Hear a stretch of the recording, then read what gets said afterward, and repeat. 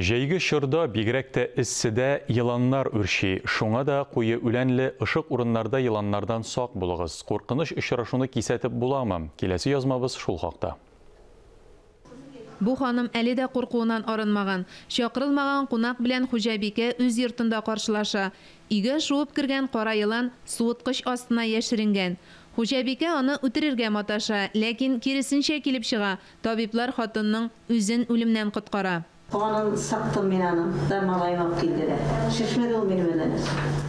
Йылан чаккан ханым хастаханәдә әле тагын берничә көн дәвалана. Табиб әйтүенчә, тулысынча сәламәтләнү өчен 1 ай вакыт кирәк. Йыланнарның активлыгын белгечләр парлашу, аталану чоры белән аңлата. Бу вакытта йылан аеруча куркыныч.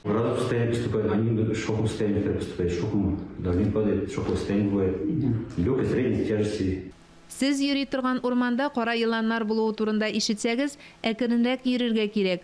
Шул вакытта гына йылан шуышып китәргә өлгерә. Тешләгән очракта каударланмый гына ашыгыч ярдәм табибларын чакыртырга һәм күп итеп су эчәргә кирәк. Нужно как можно быстрее обратиться к врачу. Наложить сухую повязку на руку или на ногу, где укус есть. Бик тиз арада табибка мөрәҗәгать итәргә кирәк.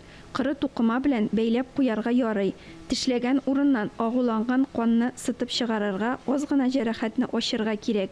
Әмма авыз белән суырырга катгый рәвештә тыела. Кулланучылар хокукларын яклау һәм кеше иминлеге өлкәсендә күзәтчелек федераль хезмәте мәгълүматлары буенча соңгы вакытта йылан чагу очраклары ешайган. Мамадыш районында гына да йылан чаккан 2 кеше табибларга мөрәҗәгать итте. Мөршидә Җихан, Галина Гыйльмуллина, Алмаз Камалиев, Татарстан яңалыклары өчен Мамадыш районыннан.